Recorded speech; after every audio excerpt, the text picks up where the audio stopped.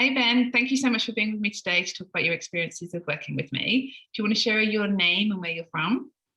Sure. My name's Ben Hutton. I'm from Newcastle and I'm a physiotherapist. I'm running a clinic called Brightside Physio. And do you want to share a little bit about why you chose to work with me and work through my mastermind program?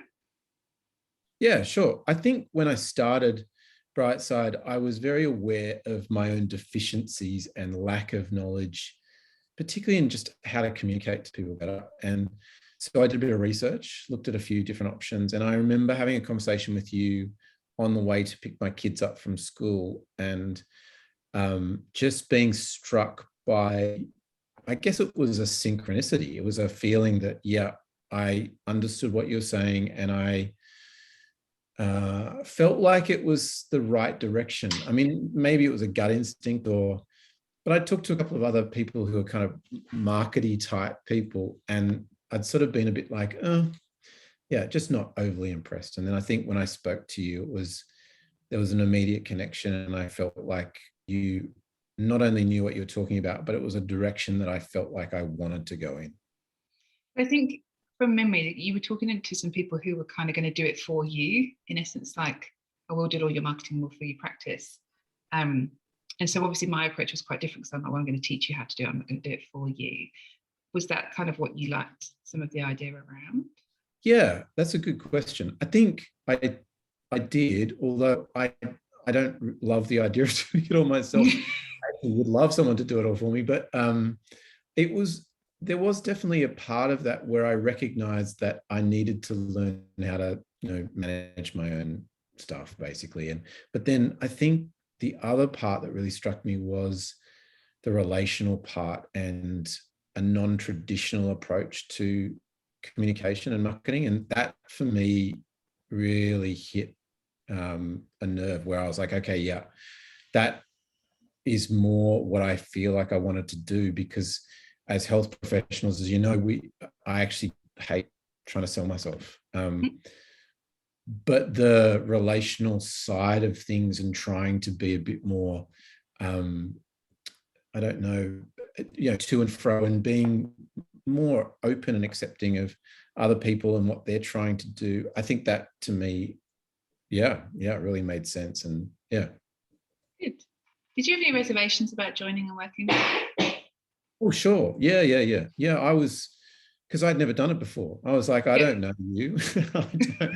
And, it wasn't an insignificant amount of money for me at the time. Mm.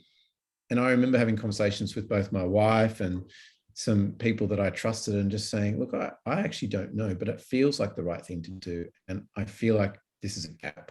And I think Shan is a good egg. And so I'm gonna jump in. But yeah, reservations for sure. I had no idea whether it was going to be a decent ROI or whether it was going to work. Yeah.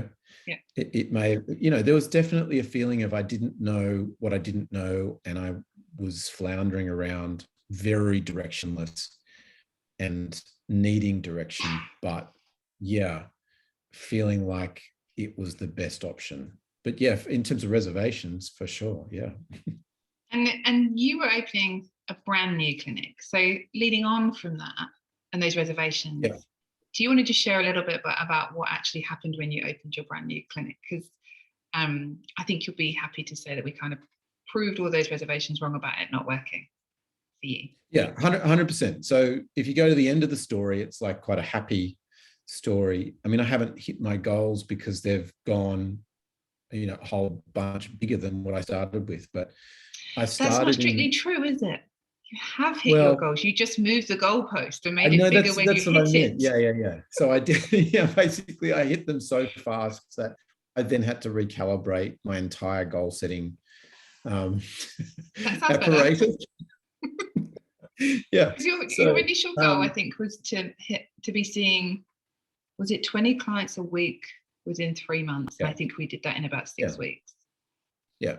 Yeah. So I started in the January, and then I think it was about 6 weeks in that I had hit 20 patients a week. And then it grew to be about 40 patients a week within about 3 months. Might have been 4 months, but Mm. it just went really fast up, and I hit my goal of 12 months, I think, within three or 4 months.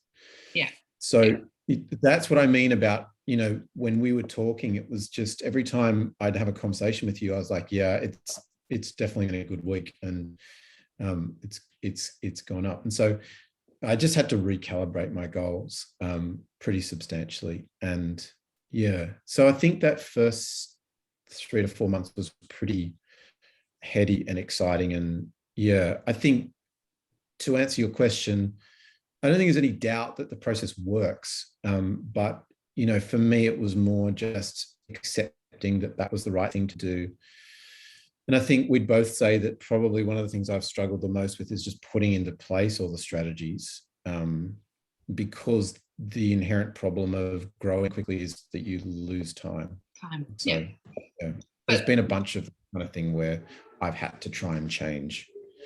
But the other challenge we were kind of facing from early on, that I thought was a challenge and you thought was just how it was going to be, was that you were renting a room from someone, and we didn't really have any way for you to grow outside of that.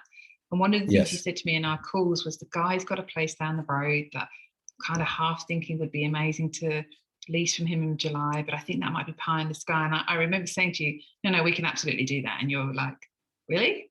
So do you want to share a bit about what's happened with the place down the road?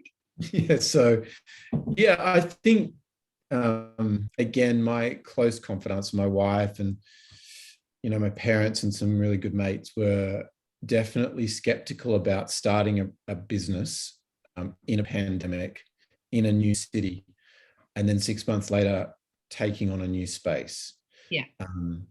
And so, but what happened was, because it grew so quickly, so it was that first 3 or 4 months and it all went bananas, and holy smokes, I've now got 40, 50 people a week that I've got to try and look after. This place became available in July. And yeah, in literally a week, I'm just about to move in. So I've just got to sign a couple of quick things and dot some I's and cross some T's. And then I'll be moving into this beautiful new space, which is just next door. Yeah, which has, it's got 2 lovely treatment rooms and a really cute little gym space and a kitchen and it's just it's going to be really beautiful in terms of the next step. But now that I've been really recalibrating, I haven't told you this, but I'm starting to think, I don't know, I feel like it's going to be too small. I'm sort of really going, oh boy, maybe I've just set my sights a little too low on it. So I need to actually think about, a second clinic and a second location and, that kind of thing. But yeah, I think that whole process has been extremely sobering and humbling and, all those good things. And so, you opened your clinic a little over 6 months ago. Did you think at that point when you opened that you would be here 6 months later in this new space thinking, oh geez, I definitely need a second clinic soon? Like, was that where you thought? No, I don't.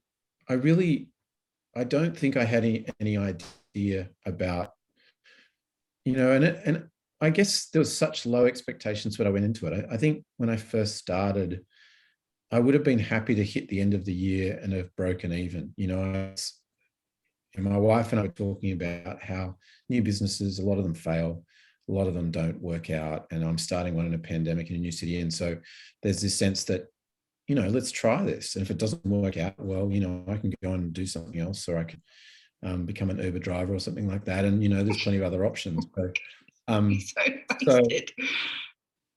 So I think it really has been pretty mind-boggling to see how quick the growth has been, and how I can see the building blocks for how it's meant to be sustainable and how that is meant to grow and how it's scalable. I think I can see that fairly clearly now. Yeah. And what impact has going through the program and working with me had on you personally?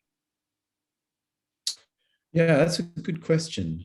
I think it's certainly been humbling to look at what is achievable and how much you have to change the way that you view things at the start and recalibrate, review all the things that previous held beliefs. I think the other thing is, I think working with you has been great because it's really challenged a lot of, and not to go too deep, but also just the way that I work and the way that I view problems and my strengths and my weaknesses, and just being honest about that and being, these are the things that I can do well. These are the things I really suck at. And, just being honest about that. And I think that's been good in terms of growing personally for me. I haven't quite got to the point yet where I can say, oh, this is the goal, and I can now relax and say, I've got the right balance. Particularly now, it feels very much like I've got more work to do. But ultimately, I can see that I'm going to land in a position where I will have more time for my kids. Hopefully, I'll have lunch with my wife occasionally and not feel guilty. And I think I can see that in the future. Yeah. I think another, you're only 6 months in, another 6 months to a year, and you'll be stabilizing, and then you'll be doing something else. You have a new site to open. What would you say to someone thinking about working with me or doing one of my programs? What would I say? I would say do it. I think I don't have any hesitation in saying that it's a good thing to do. And I mean, I can't speak for anyone else. I mean, everyone's on a different, journey, to coin a cliche, in what's going on with their practice or business. But certainly for my stage and where I was at and what I needed, it was exactly the right tonic. Is there anything else you'd add or like to say?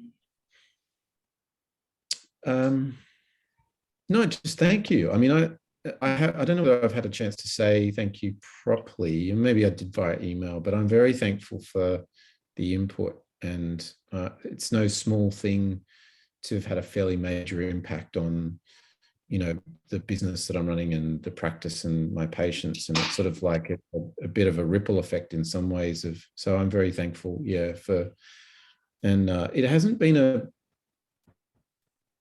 really been like a painful process working with you. I don't think we've had I don't know, it hasn't felt like I've had to war with you, and I think the relationship has been helpful in that you've been clear and, called me out on my BS when needed, but it hasn't been something where I've been like, oh, geez, I've got to call Sian again. I've always felt, welcomed and warm by working with you. And I think that's a credit to you. Oh, and it's my pleasure. Like, it's been so much fun working with you and watching you grow and implement stuff. And I think that you maybe don't see how much you have changed in your confidence in knowing what to do over the time that we've worked together. And you're never as bad at the things that you think you're bad at as you think you are. And I also am very excited that we've found this wonderful skill in you to write. You're very good at writing, and it's been great to see that come out. Yeah, it's been fun, actually. I've really enjoyed that part. I never pushed that one down the priority list. I'm always like, oh yeah, I can do that. Yeah. Well, thank you so much for sharing your experiences. It's been lovely to chat with you, and I'm really grateful for you for taking the time to do it. It's my pleasure, Sian.